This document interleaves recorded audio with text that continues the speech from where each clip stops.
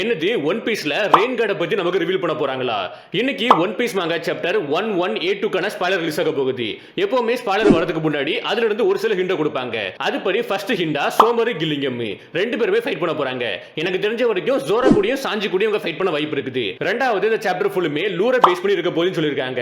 Maybe அது back ஸ்டோரியா இருக்கலாம், அப்படியும் இல்லனா வந்து ஹிடன் ஹிஸ்டரியா இருக்கலாம், அப்படியும் இல்லனா இந்த ஒன் பீஸ் வேர்ல்ட பத்தி ஏதாவது ஒரு விஷயம் சொல்ல வாய்ப்பு இருக்குது. மூணாவது ஸ்கைப்பியா இருக்குல, ராபின் வந்து ஒரு அல்டருக்கு போயிருப்பா. அந்த அல்டர்ல வந்து காட் ஆஃப் சன்னை பத்தி, காட் ஆஃப் எர்த்த பத்தி, காட் ஆஃப் ஃபாரஸ்ட பத்தி, காட் ஆஃப் ரெயினை பத்தி போட்டுருக்கோம். அந்த ஒரு பேனலை வந்து ஹிண்டா கொடுக்குறாங்க.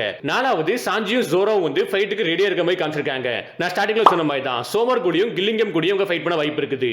அஞ்சாவது வேர்ல்டு கவர்மெண்டா இருக்கட்டும், ஈமோ இருக்கட்டும், இவங்க எல்லாருமே யாரை பத்தி அதிகமா பயப்படுறாங்கன்னா ரெயின் கார்டை பத்தி பயப்படுறாங்களாம். இந்த ரெயின் கார்டு வந்து டிராகன் டீலோன்னு மென்ஷன் பண்ணிருக்காங்க. ஆறாவது வந்து ஒரு மாங்கா பேனலை காமிச்சிருக்காங்க. அந்த மாங்கா பேனல் ஃபுல்லுமே கடல் சூழ்ந்து இருக்குது.